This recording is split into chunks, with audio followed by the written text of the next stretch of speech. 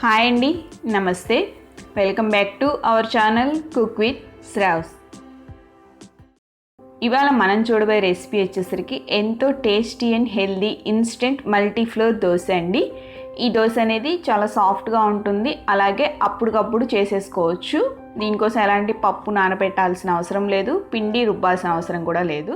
ఒక బౌల్ మీద స్ట్రైనర్ పెట్టుకుని అందులో 1 కప్పు వరకు రాగి పిండి, 1 కప్పు వరకు శనగపిండి, 1 కప్పు గోధుమ పిండి, అలాగే 1 కప్పు వరకు బియ్యం పిండి, 1 కప్పు వరకు జొన్న పిండి వేసుకోవాలి. ఇందులోనే రుచికి సరిపడా ఉప్పు కూడా వేసుకొని ఈ మొత్తం అంతా కూడా ఒకేసారి ఇలా జల్లెడ పట్టుకోవాలి.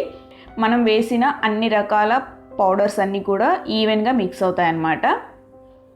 ఇప్పుడు ఇందులోనే 1 కప్పు వరకు బొంబాయి రవ్వ వేసుకోవాలండి. 1 టేబుల్ స్పూన్ వరకు జీలకర్ర, 1 టేబుల్ స్పూన్ వరకు నల్ల మిరియాల పొడి వేసుకొని ఈ డ్రై ఇంగ్రీడియంట్స్ అన్నీ కూడా ఒకసారి బాగా మిక్స్ చేసుకోండి. ఇప్పుడు ఇందులో మనం వాటర్ని తీసుకొని ఇలా కొంచెం కొంచెంగా యాడ్ చేసుకుంటూ ఎక్కడా కూడా ఉండలు అనేది లేకుండా దోశ బ్యాటర్ లాగా స్మూత్గా మిక్స్ చేసుకోవాలి. వాటర్ని కొంచెం కొంచెంగా యాడ్ చేసుకోండి, ఒకేసారి ఎక్కువగా వేయద్దండి, పిండి మళ్ళీ లూజ్ అయిపోతుంది.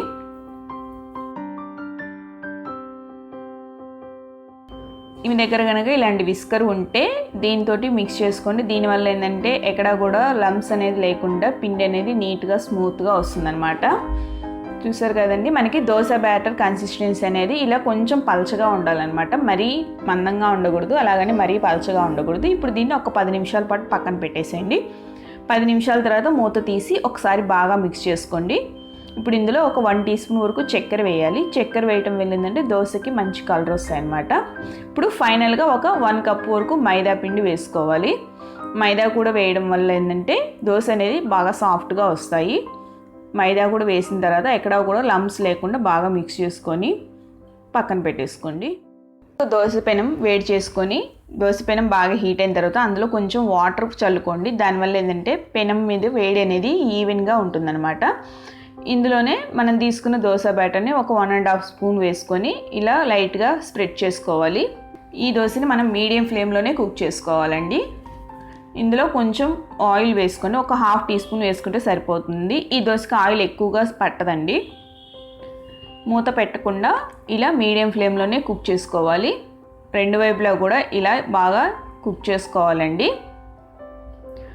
చూసారు కదండి, ఎంతో టేస్టీ మల్టీ ఫ్లోర్ దోశ అనేది రెడీ అయిపోయింది. మీకు కనుక ఈ రెసిపీ నచ్చినట్లయితే మీరు కూడా తప్పకుండా ట్రై చేసి మీకు ఎలా కుదిరిందో నాకు కామెంట్ చేయడం మాత్రం మర్చిపోకండి. మీరు కనుక నా ఛానల్ని ఫస్ట్ టైం చూస్తున్నట్లయితే నా ఛానల్ని సబ్స్క్రైబ్ చేసుకోండి. అలాగే పక్కనున్న బెల్ ఐకాన్ని క్లిక్ చేయడం వల్ల నేను ఎప్పుడు ఏ కొత్త వీడియో పెట్టినా మీకు వెంటనే నోటిఫికేషన్ వస్తుంది. Thanks for watching.